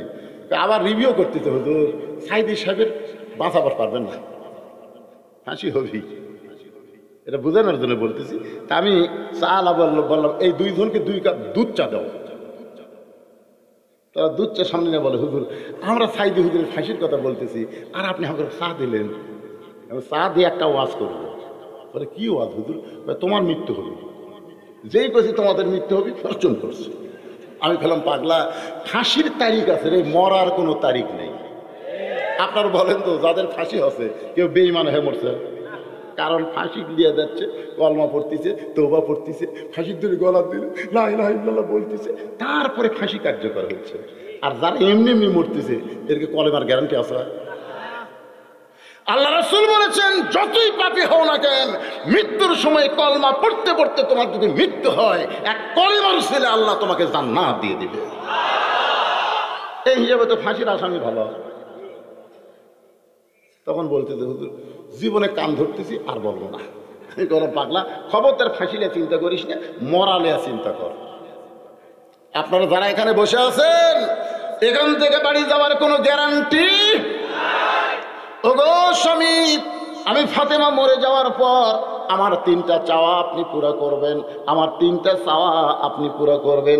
আলী কান্দার বলে, ফাতেমা দুনিয়াতে গরিব ছিলাম বলে তুমি কিছুই চাইলে না, মরার পরে তুমি কি চাইবা ফাতেমা? আপনারা বলেন তো, হযরত আলী ধনী ছিল না গরিব ছিল? কত গরিব, কত গরিব। অনেক ধনী ধনী যুবকেরা ফাতেমাকে বিয়ে করার জন্য লাইন দিল। নবী বললেন, আল্লাহ কত ধনী আমার ফাতেমার বিয়ে করতে চাই। ফাতেমার বয়স যে 18 পার হয়ে গেল। আল্লাহ গো, ফাতেমার বিয়ে কার সঙ্গে হবে? আল্লাহ বলে, হাবিব আপনার দরবের খাদিজা মরে যাওয়ার সময় ফাতেমার হাতে আপনাকে তুলে দিয়ে গেছে, খাদিজা বলেছে, ফাতেমা আমি বিদায় নেওয়ার পর তোর মার দায়িত্ব কে নেবে? ফাতেমা বলেছে, মা আপনি কোনো টেনশন করবেন না, আমার বাবার দায়িত্ব আমি নিজের হাতে তুলে নিলাম। আল্লাহ বলে, হাবিব রে, আপনার ফাতেমা দায়িত্ব তুলে নিয়েছে হাতে, তার যদি দূরে বিয়ে দেন আপনি কেমনে থাকবেন? আপনার কাছেই একজন যুবকের সঙ্গে বিয়ে দেন। রাসূল বলে, আল্লাহ আমার কাছে সেই যুবককে? আল্লাহ বলে, সামনে তাকায় দেখেন। নবী তাকায় দেখে হযরত আলী ডায়াস। রাসূল কয়, আল্লাহ ই তো আমার আপন চাচাতো ভাই। আলী কিন্তু হযরত আল্লাহ নবীর আপন চাচাতো ভাই, আবু তালেবের বেটা। ধরে গেল ঠিক কিনা? আবু তালেবের বেটা হলো দুইটা, একটা হলো জাফর আর একটা হলো আলী। আমি আল্লাহ পছন্দ করেছি, আপনার কি আপত্তি আছে? নবী কান্দের বলে, আল্লাহ এর মতন গরিব দুনিয়াতে কেউ নাই, ক্ষুধা লাগলে আমার কাছে দাঁড়ায়, খাবার দিলে খায়, না দিলে সারা রাত না খেয়ে ঘুমায়। আল্লাহ বলে, হাবিব আমি নিজেই আলীর সঙ্গে ফাতেমাকে পছন্দ করলাম, এখন বলেন তোর আপত্তি করে কোনো লাভ আছে? নবী ডাকতে বলে, আলী রে, তোর কপাল খুলে গেছে, আমার কলিজার টুকরা ফাতেমার সঙ্গে তোমার বিয়ে হবে। আলী নবীর সামনে খালি বুড়ো আঙ্গুল মাটির মধ্যে দিয়া মুসকি মুসকি হাসে। রাসূল বলে, আলী রে, বিয়ার পরে যে দায়িত্ব তুমি কি পালন করতে পারবা? আমার আল্লাহ নবী আছে, কোনো টেনশন নেই। আমার আল্লাহর নবী আছে, কোনো টেনশন নেই। ঠিক আছে, মহারণা দাও। আলী বলতেছে, হুজুর আমার কি আছে মহারণা দেওয়ার মতো? রাসূল বললেন, তোমার মাথার হেলমেট বিক্রি করো। হযরত আলী মাথার হেলমেট নিয়ে যখন বাজারে যাচ্ছেন, পিছন দিক থেকে ওসমান গনি ডাকে আর বলে, আলী, ও আলী তুমি কোথায় যাও? আলী বলতেছে, ওসমান ভাই আমার ভাগ্য খুলে গেছে, নবীর কলিজার টুকরা ফাতেমার সঙ্গে আমার বিয়ে হবে। তাহলে হেলমেটটা কোথায় যাও? বলে বাজারে বিক্রি করে মোহর আদায় করবো। ওসমান গনি বলে, কত দাম নিবে? আলী বলতেছে, আপনার কাছে দাম চাইলেই ঠকা হবে, আপনি দেন। ওসমান গনি এক থলিয়া টাকা দিছে। হেলমেট আলী ওসমানের হাতে দিয়ে যখন যাবার চাই, ওসমান কান্দের বলে, আলী কত দাম দিলাম, একটাবার কি তুমি গুনাহ দেখবা না? আলী কান্দের, ওসমান ভাই এক মুসলমান আর এক মুসলমানকে কোনোদিন সন্দেহ করে না। ওসমান কয়, আলীর একটাবার গুনে দেখো। হযরত আলী গুনে দেখে 480 দিরহাম। আলী কান্দের, ওসমান একটা মাথার হেলমেটের দাম কি কোনোদিন এত হয়? ওসমান বলে, আলী রে, তোমার মাথার হেলমেট দুনিয়া বিক্রি করলেও কেউ কিনতে পারবে না। এখন তোমার হেলমেট তোমারই দিয়া দিলাম, আসাদুল্লাহ গালিবের হেলমেট দুনিয়ার কে মাথায় দিবে? আলী কান্দান, ওসমান এই বিপদের দিনে এত বড় উপকার করলেন। ওসমান বলে, আলী কেবলমাত্র জান্নাতের আশায় তোমার মতন দরিদ্রের সঙ্গে নবী তার কলিজার টুকরা দিবে, আমি একটু সাহায্য করে আল্লাহ যদি আমারে জান্নাত দেয়। আলী কান্দার বলে, ফাতেমা দুনিয়ার জীবনে গরিব ছিলাম বলে কিছুই দিবার পারলাম না, মরে যাওয়ার পরে তুমি কি চাইবা ফাতেমা? ফাতেমা বলে, স্বামী গো, আমার 1 নম্বর চাওয়া হলো রাতের অন্ধকারে আমার মৃত্যু হবে, রাতের অন্ধকারই আমাকে দাফন করা লাগবে। আমি রাতের অন্ধকারে মৃত্যুবরণ করব, দিনের আলোতে দাফন করবেন চলবে না। আমার কবরের খবর যদি দুনিয়ার কোনো মানুষ জানতে পারে, ফাতেমার পর্দার খেলাফ হয়ে যাবে। আলী আমার 2 নম্বর চাওয়া হলো আমার কোনো জানাজার ব্যবস্থা করবেন না। আলী বলে, ফাতেমা তুমি নবীর কলিজার টুকরা, তোমার জানাজার ব্যবস্থা কেন করব না? হাজার হাজার মানুষ দোয়া করবে, তুমি কি দোয়া চাও না? ফাতেমা বলে, স্বামী গো, লক্ষ লক্ষ মানুষ যদি বলে ফাতেমা ভালো, আর আপনি যদি বলেন ভালো না, ওই লক্ষ লক্ষ মানুষের দোয়া দিয়ে ফাতেমার 1 তিল পরিমাণ লাভ হবে না। আর দুনিয়ার তামাম মানুষ যদি বলে ফাতেমা খারাপ, আর আপনি যদি বলেন আমার বউ ফাতেমা ভালো, স্বামীর সার্টিফিকেটে ফাতেমার 8টা জান্নাতের দরজা আল্লাহ খুলে দিল। এখন আপনারা বলেন, বউ ভালো হওয়া লাগবে কার কাছে? এ জোরে কর না, কার কাছে? এটা হামাকের গুলা ল উল্টা কি কয়, খালি তুমি আমার দেখবার পারো না, তুমি গোটা পাড়া খুঁজে দেখো, আমার বিরুদ্ধে কেউ নেই। মায়েরা রে, যদি পর্দার অন্তরে থাকেন তাহলে শোনেন, আল্লাহ রাসূল বলেছেন, আল্লাহর পরে কোন নারীকে যদি কাউকে সেজদা দেওয়ার হুকুম থাকতো, তাহলে প্রত্যেকটা নারীকে বলা হতো তোমার স্বামীর পায়ে সেজদা করো। এই কথার দ্বারা রাসূল বুঝাইলেন আল্লাহ ছাড়া কাউকে সেজদা দেওয়া যাবে না, কিন্তু আল্লাহর পরই মেয়ে মানুষের কাছে সবচাইতে দামি ওই মহান ব্যক্তি হলো তার স্বামী। জোরে কোন ঠিক কিনা? আপনারা স্বামীর দেখ না, তো জোরে কন্যা বলে হাসিনা হাসিনা হাসিনা স্বামীর নাম আসলো ওয়াজেদ মিয়া, আর বাড়ি আবার আমাকে বগুড়া পার হলি পীরগঞ্জে, বুঝলেন? হায় হায়, একদিন এই জাফরুলের কাছে, গণস্বাস্থ্যের জাফরুলের কাছে ওয়াজেদ মিয়া চাকরির জন্য গেছে। ওয়াজেদ মিয়া বলতেছে, ভাই আমাকে একটা চাকরি দাও। তো জাফরুল বলতেছে, তোমার বউ হলো প্রধানমন্ত্রী, আর তুমি চাকরি খোঁজো। ওয়াজেদ মিয়া যা কান দিছে ভাই, জাফরুল থামার পারে না, ভাই কান্দার কারণ হলো হাসিনা একটা মাল গে। ওই যেদিন থেকে প্রধানমন্ত্রী আছে সেদিন থেকে আমার কোনো শান্তি নাই। মেয়ে মানুষ যখন নেত্রী হবে, মরদ মানুষ বিপদে পড়ে কানবে। যখন কথা কন না কেন? এই জন্য আল্লাহ কোরআনে বলেছেন, আর রিজালু কাওয়ামুনা আলান নিসা, পুরুষেরা নারীদের নিচে থাকবি না উপরে থাকবি? নিচে।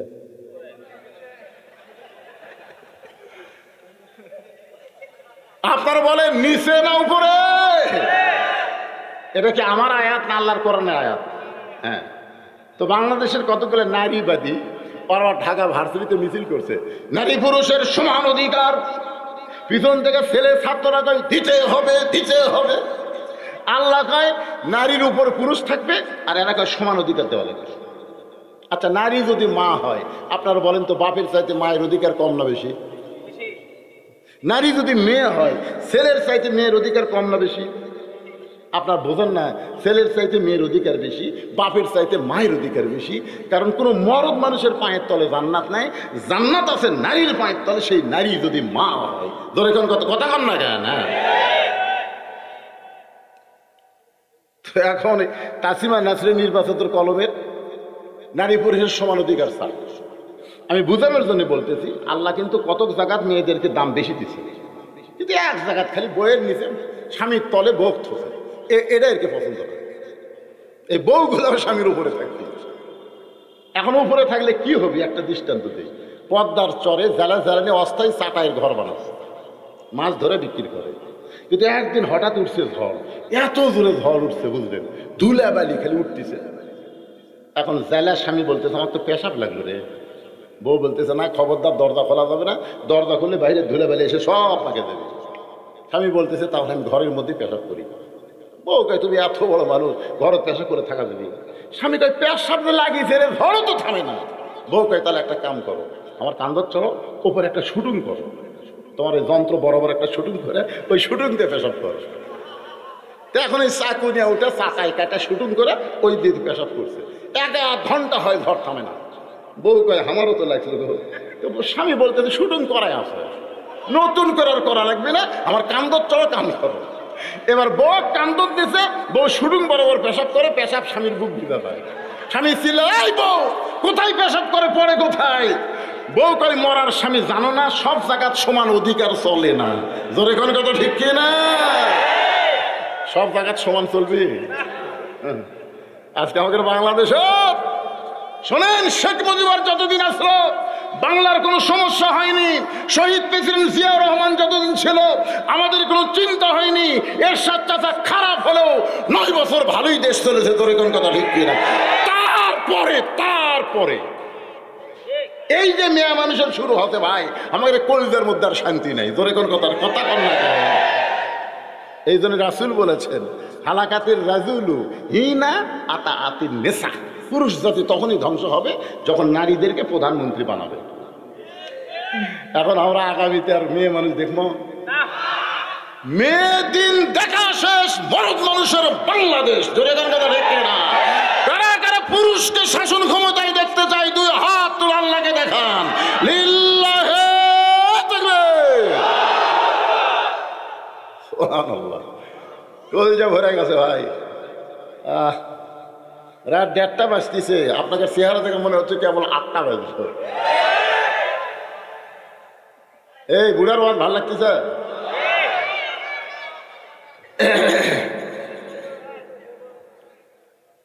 আল্লাহর বান্দার একটু মনোযোগ দিয়ে শুনবেন। ফাতেমা বলে, স্বামী গো, আমার 3 নম্বর চা হলো আমার লাশটা খাটনিতে তুলবেন না। আমি ফাতেমা হিসাব করে দেখলাম 4 জন পুরুষ মানুষ খাটনি কান্দে নেবে, আমার 4 জন পুরুষ দুনিয়াতে নাই। আমার বাবা যদি দুনিয়াতে থাকতো মরা মেয়ের লাশের খাটনি কান্দে নেবার পারতো, কিন্তু 6 মাস আগে আমার বাবা দুনিয়া থেকে বিদায় নিয়েছে। আমার হাসান হোসেন এত ছোট, মায়ের লাশের খাটনি কান্দে নিবার পারবে না। আপনি শুধু আমার দেহটা কান্দে করে নিয়ে ওই জান্নাতুল বাকির পূর্ব কোণায় সবুজ রঙের একটা বাতি জ্বলবে, ওই বাতি বরাবর কবর খনন করে আমাকে দাফন করবেন। ওগো স্বামী, আমার কবর খুঁড়তে যদি আপনার কষ্ট হয় তাহলে আপনার একান্ত বন্ধুকে আপনি বলবেন সে যেন গোপনে ফাতেমার কবরটা খনন করে দেয়। দুনিয়ার কোনো মানুষের কাছে যেন কবরের খবর না দেয়। হযরত আলী গভীর রাত্রে কাঁদতে কাঁদতে আবু যর গিফারির জানলার কাছে ছোট বাচ্চার মতন ফুপাইতেছে। আবু যর গিফারি চমকে গেল, এত রাত্রে আমার জানলার পাশে কে কান্দে? দরজা করে তাকায় দেখে আসাদুল্লাহিল গালিব হযরত আলী কাঁদতেছে। আবু যর গিফারি বলে, আলী ভাই, জীবনে বহু যুদ্ধ করলাম তোমার সঙ্গে, কোনো যুদ্ধে তোমাকে পরাজিত হতে কাঁদতে দেখি নাই। আজকে কি যুদ্ধ তোমার জীবনে? আমার জানলার পাশে এমন করে কেন কাঁদতেছ? আলী বলতেছে, আবু যর, জান্নাতুল বাকির পূর্ব কোণায় সবুজ রঙের একটা বাতি জ্বলবে, ওই বাতি বরাবর একটা কবর কর। আবু যর গিফারি বলে, আলী রে, এখনো পর্যন্ত দুনিয়ার কেউ মৃত্যুবরণ করে নাই, তাহলে কার জন্য কবর খুঁড়ব? আর যদি মরে যাই দিনের বেলাকে কবর খুঁড়লে হবে না। আলী বলতেছে, আবু যর, একজন পর্দানিশী ফাতেমা এই দুনিয়া থেকে রাতের বেলা বিদায় নেবে, এই রাতের বেলায় তাকে দাফন করতে হবে। আবু যর, আমার বিবির কবরকে আমি উঠতে পারি, তুই আমার বন্ধুরে যা যা একটু কবর কর। আবু যর গিফারি কোদাল নিয়া ওই জান্নাতুল বাকির পূর্ব কোণায় গিয়ে দেখে সবুজ রঙের একটা বাতি জ্বলতেছে, যেই বাতির কোনো তার নাই, যেই বাতির কোনো সুইচ নাই, বিনা তারে বিনা সুইচে আমার আল্লাহ অটোমেটিক জ্বলায়া দিছে। লিল্লাহে তাকবীর। কি মনে করতেছেন মুসলমান? আপনার কবরে কোনো দরজা নাই, জানলা নাই, কবরে কোনো বালিশ নাই, কোনো কিছু নাই। আপনার কবর অন্ধকার থাকবে না, ইমানের আলো, আমলের আলো দিয়ে কবর নুরান্বিত হবে। জোরে কোন কথা ঠিক কি না? এই জন্য গায়ক বলেছেন, কিন্তু যেদিন ডাক পড়িবে কবর মাঝে যাইতে, জোগাড় কিছু করছো বন্ধু তার মাঝে বিছাইতে। আবু যর গিফারি দেখে ওই যে বাতি, সবুজ রঙের বাতির আলো গোলাকার হয়ে পড়েনি, গোলাকার আলোটা কি হয়ে পড়ে? গোলাকার, কিন্তু আলো 4 কোণা হয়ে পড়ছে। কি কোণা? আবু যর গিফারি চমকে গেল, এই আলো কে জ্বলাইলো? কোথা থেকে আলো আসলো? আলো 4 কোণা দেখে 4 কোণার মধ্যে কোদাল দিয়ে কবর খনন শুরু হয়ে গেল। কবর খুঁড়তে খুঁড়তে আবু যর গিফারি আবেগে, একটা হলো বিবেক, একটা হলো আবেগ। বাংলাদেশের মানুষ আবেগেই বেশি চলে, আবেগ। ডক্টর ইউনূস আসার পর থেকেই সব আবেগে চলা শুরু হচ্ছে। কে রে পাগলা, 15.5 বছরের জঞ্জাল এই 3 মাসে সাইজ করবে। আপনি জানেন এই মাসে, এই গত সপ্তাহে $5 বিলিয়ন রিজার্ভ ফান্ডে হাত দেয়নি। রিজার্ভ ফান্ডে হাত না দিয়ে $5 বিলিয়ন ঋণ পরিশোধ করছে ইউনূস সরকার। এরপরে সুবহানাল্লাহ যদি না করেন, আপনারা হিংসুক বাড়ে, আপনারা হিংসুক রে। এখানে হাসিনা এক সাংবাদিক করছিল, তা আপনি যে বিপদে ওরা ভারতে ঢুকে আছেন, এই বিপদে কোন দোয়া করতেছেন? হাসিনা যা কান দিতে ভাই, পরিবার গেলে খেলার নাম মনে হয়। আপনারা বলেন তো বিপদের দোয়ার নাম কি? আর সেই দোয়া আমাকে সিয়ারত বসে আছে, তারপর আপনাকে কি আবেগ দিয়ে কথা বললে হবে না, বিবেক দিয়ে কথা বলতে হবে। সব কিছু আমাদের ঋণের বোঝা মাথার চাপে দিয়ে সব টাকা বিদেশে পাচার করছে। জোরে কোনো কথা ঠিক কিনা?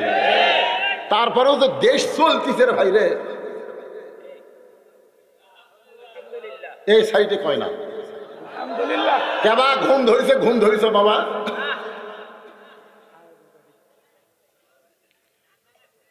আবেগ আর বিবেক।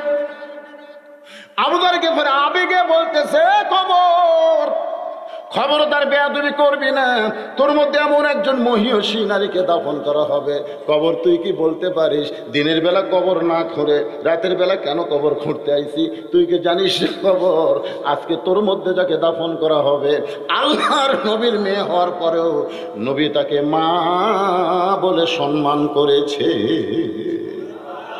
আপনারা বলেন তো ফাতেমা নবীর কে হয়? মেয়ে, কিন্তু নবী কিন্তু মা মা করেছে। একদিন মা আয়েশা বলল, হুজুর এই ফাতেমাকে আপনি মা মা করেন এমন ভাবে কম, মনে হয় আপনার মাও। রাসূল বলে, আয়েশা তুমি কি মনে করো? তুমি আর খাদিজা দেখছে? আয়েশা কয়, না হুজুর দেখি, খালি খাদিজা যদি বেঁচে থাকতো তোর মতন বউ আমি বিয়ে করতাম না রে। হ্যাঁ, মা খাদিজা যতদিন জীবিত ছিল, ফাতেমার মা খাদিজা যতদিন জীবিত ছিল ততদিন রাসূল দ্বিতীয় কোনো বিয়ে করেনি। তাইফের ময়দান থেকে আমি যখন রক্তমাখা শরীর নিয়ে ফিরে আসলাম, আয়েশা তুমি জানো সেই বছর আমার চাচা আবু তালেব মারা গেছে, আমার খাদিজাও মারা গেছে। রক্তমাখা শরীর নিয়ে যখন ঘরে আসলাম, ঘরের মধ্যে আমার 3টা মেয়ে একসাথে ঢুকলো, রোকেয়া, জয়নাব আর কুলসুম। ওরা ঢুকা বলতেছে, আব্বা আপনি তাইফে না গেলেই ভালো করতেন। এই যে তাইফে গেলেন, এত মার মারলো, এই কষ্ট আপনি কেমনে সহ্য করবেন? এই যে আপনার গোটা দেহ দিয়ে রক্ত বের হয়ে চামড়া কাটা এখন রক্ত বের হচ্ছে, এই কষ্টটা কেমনে সহ্য করবেন? রাসূল বলে, আয়েশা 3টা মেয়ে মেয়ের মতন কথা বলে যখন ঘর থেকে বাইরে যায়, এমন সময় আমার ফাতেমা ঘরের মধ্যে ঢুকে দরজা বন্ধ করে দেয়। আমি তখন বললাম, ফাতেমা তুই দরজা কেন বন্ধ করলি মা? ফাতেমা বলে, বাবা আপনার মাধ্যমে আমি আল্লাহকে কিছু বলতে চাই, আপনার মাধ্যমে আল্লাহরে কিছু বলতে চাই। রাসূল বলে, ফাতেমা কি বলবি? ফাতেমা বলতেছে, বাবা আমার আল্লাহর বাপ নাই, মাও নাই, আর জন্মের আগে আপনি বাপ হারাইছেন, 6 বছর বয়স আপনার মা মারা গেছে। বাবা গো, আল্লাহ শুধু আমি বলতে চাই, আল্লাহ আপনার বাবা যদি কলেমার দাওয়াত নিয়ে তাইফে যাইতো, আর তাইফবাসী যদি আপনার বাবাকে পাথর মারতো, তাহলে বলেন তো আল্লাহ আপনার কেমন লাগতো? আপনার কাজ আমার বাবা করতে গেছে তাইফে, আপনি ইব্রাহিমের জন্য শান্তির বাগান করে দিতে পারেন নমরুদের আগুনকে, আপনি মুসার জন্য সাগরকে রাস্তা বানাই দিবার পারেন আল্লাহ, আর আমার এতিম বাবার জন্য আপনি তাইফের পাথর কেন তুলা বানাবার পারলেন না? আমার বাবার কেউ নেই আল্লাহ, আমার বাবার কেউ নাই। এই বলে ফাতেমা যখন কাঁদতেছে, নবী বলেন, আয়েশা রে আমি মনে করলাম মনে হয় আমার ফাতেমা আর বাঁচবে না। কিছুক্ষণ পর দরজা খুলে উনানে পানি গরম করতেছে, জয়তুনের তেল গরম করতেছে, জয়তুনের তেল পানি গরম করে আবার ঘরের মধ্যে ঢুকে যখন দরজা বন্ধ করে দেয়, আমি বললাম, ফাতেমা আবার কি বলবি আল্লাহকে? ফাতেমা বলতেছে, বাবা সন্তান যখন বড় হয় তখন গোসল করাবার গেলে দরজা বন্ধ করতে হয়। বাবা এত পাথর মারছে আপনার শরীরে, গোটা দেহ ঘা হয়ে গেছে, এই শরীরটা আমি পরিষ্কার করে দিবার চাই। রাসূল বলে, আয়েশা রে ফাতেমা আমার মাথাটা তার উরাতের উপরে শোয়া দিয়া আমার দেহের কাপড় খুলে যত জায়গায় তাইফবাসী পাথর মারছে প্রত্যেকটা জায়গার উপরে গরম পানির মতো পানির মধ্যে নরম কাপড় চুপড়াইয়া আমার গোটা দেহ পরিষ্কার করে ওই ফাতেমার নরম আঙ্গুলের মধ্যে জয়তুনের গরম তেল নিয়ে আমার ক্ষতস্থানে যখন মালিশ করে দেয়, আমি নবী কখন যেন ঘুমায় গেছি, ওই ঘুমের ঘরে স্বপ্নে দেখি আমার মা আমিনা আমার শিয়রের পাশে সে কাঁদতেছে। এত বছর পরে মাকে দেখা আমি আর নবী নাই আয়েশা, আমি একটা এতিম হইয়া মাকে যখন ধরবার চাই, আমার মা বলে আমি আর থাকবো না, আমি খপ করে মার হাতটা চাইবা ধরে বলি, মা আইছেন যখন আর আপনাকে যাবার দেব না। সঙ্গে সঙ্গে ফাতেমা আমার কপালে চুমা খায়, ফাতেমার চোখের পানিতে আমার ঘুমটা ভাঙে যায়। ফাতেমা বলে, বাবা আপনি মনে হয় স্বপ্ন দেখছেন, বাবা আপনি স্বপ্নে মা মা বলে আমার হাতটা চাইবা ধরছেন, এই দেখেন বাবা আপনি মা মা বলে আমার হাত। আজ থেকে তুই শুধু আমার মেয়ে না, তুই হইলে আমার দরদের মা ফাতেমা। আবু যার গিফারে বলে, কবর খবরদার বেয়াদবি করবি না। তোর মধ্যে এমন একজন মহিয়সী নারীকে রাখা হবে যার পেটের 2টা সন্তানকে আল্লাহ জান্নাতি যুবকদের সর্দার ঘোষণা করেছে। সাইদুস শাবাবে আহলেল জান্নাহ হাসান হোসাইন রাদিয়াল্লাহু তাআলা আনহুমা। এ যুবকেরা, মেসি নেইমারের পাগলা হচ্ছে। মেসি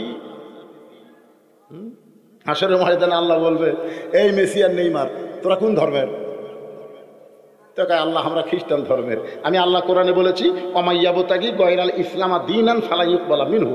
ইসলাম ছাড়া জান্নাতের দিকে কেউ যাওয়ার পারবে না, যা জান্নাত। তখন মেসি নেইমার বলবে, আল্লাহ আমরা 2 জনে যাবো। তা আল্লাহ কয়, কে যাবে? কে? রাসূল কইছে, মান তাসাব্বা বিকওমিন ফাহুয়া মিনহুম। যারা আমাকে মহব্বত করে রাত 3টা পর্যন্ত খেলা দেখছে আর ফজরের সময় ঘুম পাড়ছে, ওই শালাকর ছাড়া আমরা যাবো? আল্লাহ খোঁজ করে দেখবি এই সংখ্যা বাংলাদেশিতে বেশি। মেসি বাংলাদেশ চিনি না, জানেন? মেসি বাংলাদেশ চিনি না। আর মেসির জার্সি গাওয়ার দিয়ে জুম্মা নামাজ পড়বার গেছে। ওই বললাম, কে রে ভাই, কার জার্সি? মনে নাই হুজুর। কে আজকে জুম্মার দিন, তাও তো মনে নাই। তাই আমি যুবকদেরকে বলি, বাজান, যেই 2 জন যুবক জান্নাতের সর্দার হবে তাদের আদর্শ গ্রহণ করো। মেসি নেইমারকে কলিজা থেকে ডিলিট করে দাও। ধরে কোন কথা ঠিক কিনা? খবরদার বেয়াদবি করবি না। এই বলে বুঝার গিফারি কোদাল মারতেছে। কিছুক্ষণ পরে, কবর রে, তুই কি জানিস রে কবর, আসাদুল্লাহিল গালিবের আলীর স্ত্রী ফাতেমাকে আজকে দাফন করা হবে। এ খবর, কবর তুই বেয়াদবি করিস না। এই বলে আবার যখন কোদাল মারতে চায়, সঙ্গে সঙ্গে কবরের ভিতর থেকে একটা আওয়াজ আসতেছে, আবু যর, এই কবরে কে আসবে? কার মা, কার মেয়ে, কার বিবি? এইটা কবর দেখবে না। আমল যদি ভালো হয় কবর জান্নাতের বাগান হয়ে যাবে, আর আমল যদি খারাপ হয় কবর জাহান্নামের গর্ত হবে। এটা কিন্তু, এই কথাটা কিন্তু ফাতেমার জন্য বলা হয়নি। এই কথাটা কিন্তু ফাতেমার জন্য বলা হয়নি। এই কথা বলা হয়েছে আমাকে। কথা কার জন্যে? তাহলে এখন বলেন তো, যে কোনো সময় আমাদের মৃত্যু হবে, যে কোনো সময় যদি মৃত্যু হয়, তাহলে আমাদের অবস্থাটা কি হবে? আপনি কি বিরক্ত হচ্ছেন? খলিফা হারুনের দরবারে মাঝে মধ্যে একটা পাগল আসতো। পাগলের নাম হলো বাহলুল পাগল। বলে কোন কি পাগল? কখনো হাসতো, কখনো কাঁদতো। উজির নাজির মন্ত্রীরা বিরক্ত হয়ে বললেন, যাবো না, এই পাগল মাঝে মধ্যে হাসে কান্দে, এক দরবার থেকে বের করে দেন তো। এই দরবারের সুনাম নষ্ট করলো। খলিফা হারুন দেখতেছে পাগলকে তার মারা পিঠা বের করে দেবে না।